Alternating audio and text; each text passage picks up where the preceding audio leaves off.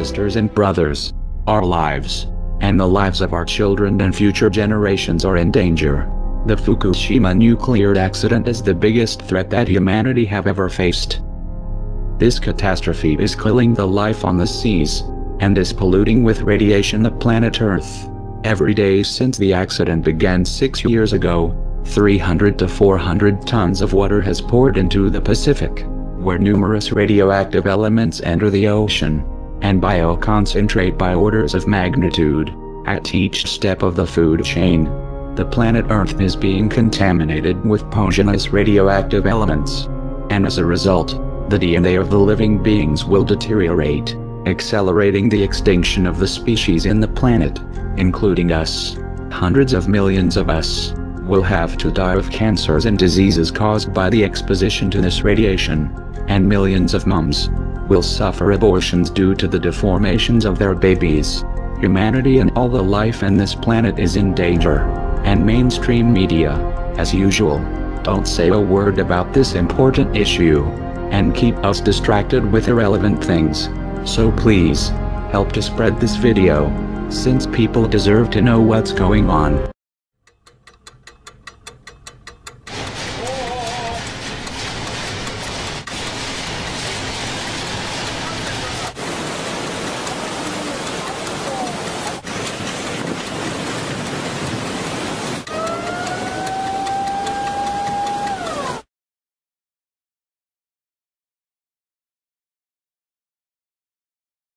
We were told 3 partial meltdowns, don't worry about it. Now we know it was 100% core melt in all 3 reactors. Japan is, by orders of magnitude, many times worse than Chernobyl. Never in my life did I think that 6 nuclear reactors would be at risk.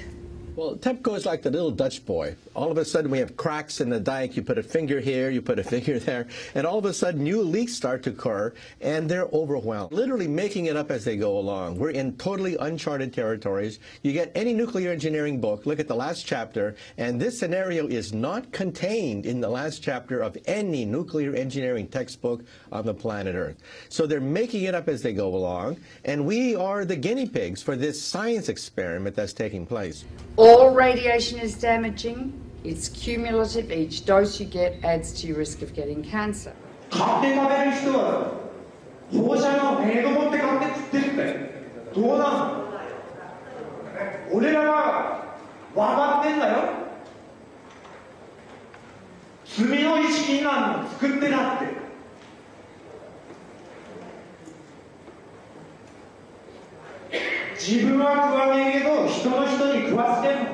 Within days of the Fukushima Daiichi catastrophe beginning, we were getting fallout coming down in rain in the United States, not in insignificant quantities. And also, of course, the seafood, not only does the ocean's currents bring the radioactivity this way, but also the sea life itself, the bluefin tuna, migrated from Japan to North America and carried the radioactive cesium in its flesh over here. Wow, not a good time to be eating tuna. The food chain remains contaminated for hundreds or thousands of years, and we'll start seeing lung cancer and leukemia, I think 2 to 5 years from now. And then solid cancers will start appearing 15 to 60, 70 years later. So the ace up the sleeve of the nuclear industry is the incubation time for cancer. It takes a long time for cancers to develop once you have inhaled or been exposed to these radioactive elements. And no cancer identifies its origin. And so there is already a level of cancer in society, but it's going to increase dramatically. The problem is not really under control. It will not be under control for, it's estimated, between 40 and 100 years from now. There's no way to clean it up. They say 40 years, but they can't clean it up. They can't. And the site's still unstable and vulnerable to natural disasters. If there is another earthquake, a serious one, 6, 7, 8, or 9 magnitude, that would rattle all these 1,060 tanks. It would rattle the damaged cores, spent fuel, whose structures have already weakened. Yes. That's a potential very, very serious threat. Approximately 300 tons of water, was filtering through the site until early this month, becoming laced with radioactive materials and then seeping into the sea. Another factor is the ever-increasing amount of water accumulating inside damaged infrastructure. Once it makes its way into reactor buildings, it mixes with radioactive isotopes. For months, TEPCO workers have been pumping up 400 tons of water every day and storing it in tanks on site. There's 1,060 tanks, stainless steel water tanks, that are holding the water which they keep pumping into the damaged reactors and the spent fuel storage pools. From the air, the scale of the problems at Fukushima become clear. The growing mass of storage tanks now dwarfs the plant itself.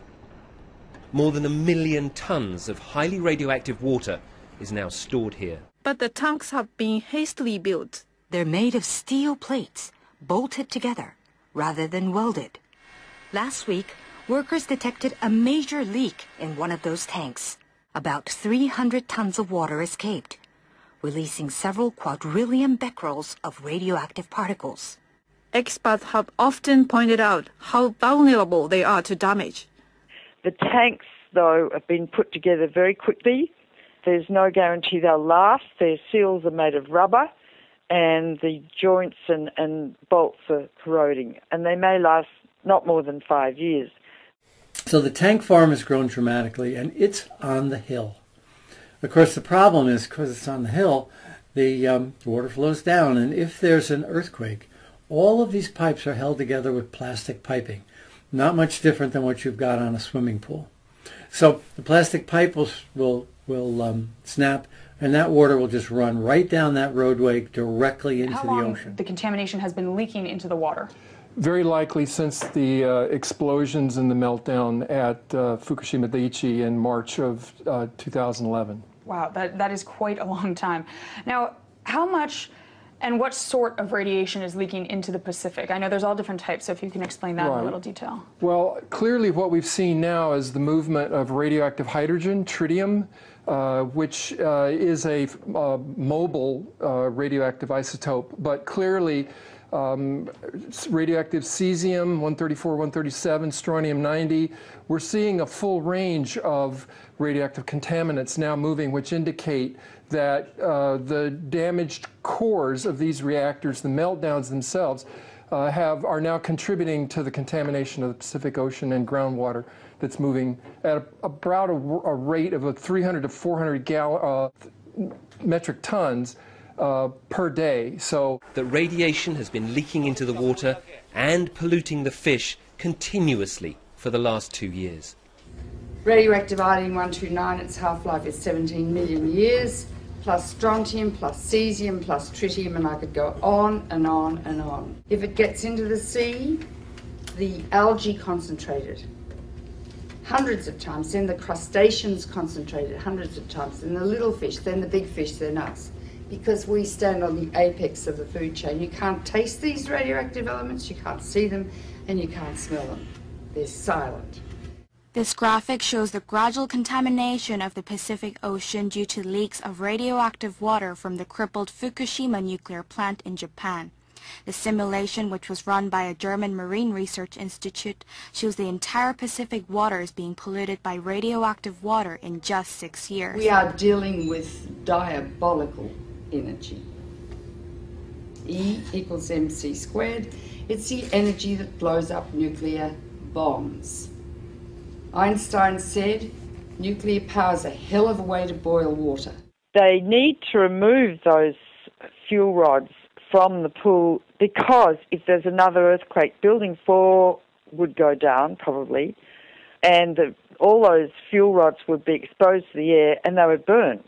And they would release 10 times more radiation or cesium than was released at Chernobyl. Huge amounts, and pollute much of Japan and the Northern Hemisphere. So we're in a nuclear crisis at the moment. If there's another earthquake and Building 4 collapses, which contains the cooling pool with fresh fuel, I'm going to evacuate my family from Boston.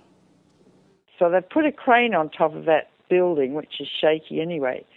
And they're going to lift the fuel assemblies out one by one with the crane, and it will be done manually. Normally, those rods are removed by computer control with millimetres to spare. It's a very delicate operation. The fuel rods must be kept submerged and must not touch each other or break. Nuclear experts warn any mishaps could cause an explosion many times worse than that one here in March 2011.